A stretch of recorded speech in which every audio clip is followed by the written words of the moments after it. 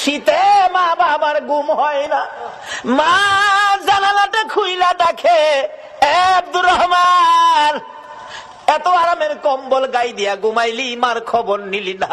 তোরা যেদিন আমার কুলে ছিলে রে, তোকে নিয়ে যখন আমি মা ঘুমের ঘরে ঘুমাইতাম, ডান দিকে যদি প্রস্রাব করে দিতি, আমি তোরে বাম দিকে নিয়ে শোয়াইতাম। বাম দিকে যদি প্রস্রাব করে দিতি রে বাবা, আমি মা নিজে ভিজা জায়গায় শুইয়া রে তোরে আমি শুকনা জায়গায় রাখতাম। আজকে কম্বল গাই দিয়ে ঘুমাও, মার খবর নিলা না। বলুন, এই চরিত্রের মানুষ আমরা বাংলাদেশে আছে কিনা? এই মা বাবারে যারা কষ্ট দিবেন, যতই আমল আপনি করুন না কেন, মা বাবার চোখে পানি বেরিয়ে আসলে সকল আমল বরবাদ হইয়া যাইব।